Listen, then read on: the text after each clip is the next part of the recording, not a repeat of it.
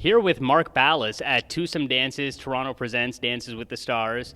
Mark, what are you doing in Toronto? I got invited out by Ben, who's a good friend of mine, and Emmanuel to come and perform at their event and teach some workshops. So I came out with Lindsay and just excited to be here again. I did the event 3 years ago with Chelsea, so this is my second time doing it, and just honored to be back. What is better for you? Like, is it better to sort of be in front of a live audience, be on a show, or do you like the workshop teaching style?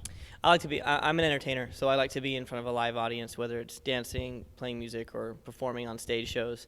That's kind of where I get, my buzz and my vibe. But I enjoy teaching. It's not something I do so much anymore. When I was younger, I did teach a lot. I taught in Utah, actually, at Lindsay's school at the Vibe, and I taught in the UK where I grew up, and I've taught all over the place. But performing is really where it's at for me.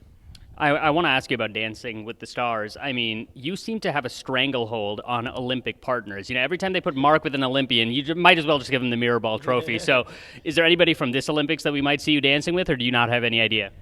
I have no idea. I mean, they've done really well in the past 3 or 4 seasons of keeping it completely under wraps. Like before, rumors would get out and we'd hear things here and there, and sometimes they were correct, sometimes they weren't. But now they've really kept it down to just the executive producers and the casting director knowing who the cast is. So, we're only a week and a half, 2 weeks away from commencing, and no idea who's going to be a part of it. I'm sure maybe we'll see some of the Olympic athletes from this past Winter Olympics, but who knows? It'd be nice to have a figure skater or snowboarder or any of the Olympic athletes. They always have great ethic, and they do really well on the show. I want to know how they decide which celebrity you're partnered with, because I feel like it must be some kind of schoolyard pick'em where Derek and Cheryl pay somebody off and they always end up with great partners. Every time Derek and Cheryl are there, I know they're not going to get the person that's 60. You know that going in. That's not true. I have to give it to Cheryl. She has paid her dues. She's danced with some older people. She had Tom DeLay. She had Wayne Newton.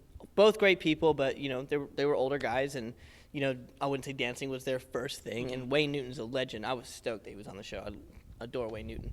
So she's paid her dues. Derek, on the other hand, has not. He hasn't had someone a lot older, and someone who's completely new to dancing. So at some point I reckon it'll happen. But yeah, he does. He's been blessed with really good partners. But then again, so have I. I've had some great partners, and Cheryl too has had some really great partners. So it's just really luck of the draw, man, to be honest. I know a lot of it is based on height. The girls cannot be taller than the men, otherwise it looks strange. Age is somewhat of a factor. I remember when they brought in Cloris Leachman and Florence Henderson, they had to bring in my father, because my dad is, he's in his 50s, and it would just look, I think, a little strange for, an older lady to be with a younger guy. So they like to make it appropriate and make the matches make sense. But I also think they do it based a little bit on personality. This is going to be my 13th season in a row. So, the producers know me extremely well. People like Derek, who's been on the same amount of time, Cheryl. And I think they can mix and match personalities. When they do the interviews with the celebrities, they'll be like, all right, well, that personality and persona is going to be really well with Mark's character. This person's going to be really good with Derek's character or Cheryl's character. Mark's the only one who can handle Bristol. Here's the thing with Bristol. I think Tristan would have been great with Bristol. Mm-hmm. I think Tony could have been really good with Bristol. I think the reason why they picked me is I'm very patient. There are times where I will put on the gas, I will put pressure on. But the thing is, with someone like Bristol, she'd never been in the entertainment industry at all. She's not an athlete. She's not an actress. She's not a performer of any kind. She was a completely normal person. So to be plucked out of that, the environment of what Alaska is and put in front of millions and millions of people, and that kind of being your debut in the industry, other than people talking about you with your mother or whatever, she was very nervous and naive, and I'm very good at that, taking people step by step, and as long as they work hard for me and they're dedicated, I don't mind standing there all day and being very patient, whereas some of the other fellas aren't the same. But she could have been with Tristan. I think Tristan would have done an amazing job with her, and Tony as well. But for Derek and Max, who are a little more hot-headed and more in the moment, and we gotta move, that wouldn't have really worked, I don't think. And speaking of Max, I sort of see Mark and Max as being the bad boys of dance. You guys are the ones that are pushing the envelope, doing these lifts. You always do lifts, and Len always gets mad. So, is that how you see yourself? Are you kind of one of the bad boys on the show? I wouldn't say that. For me, I don't do lifts because I have an injury, a shoulder injury. I had shoulder surgery about 5 years ago, and it's just never really been the same.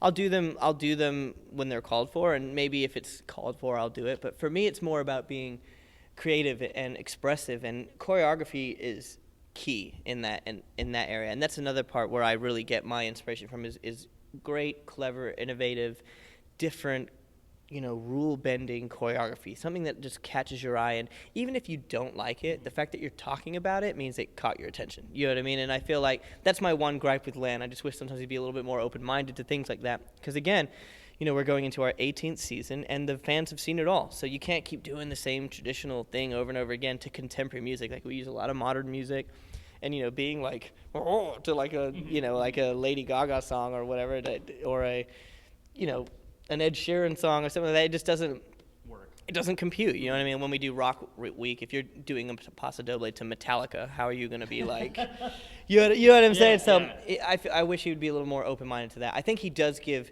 the choreography and the dancers credit, which is nice. And thanks to the show, we've been able to compete in the Emmys. Like, I've been nominated for an Emmy. Derek won one this year. There's other people on the show who've also been nominated, and that's a big part of it. The creative pieces, like when I got nominated for Miami with Chelsea Kane, I got slammed by the judges, but that piece got nominated.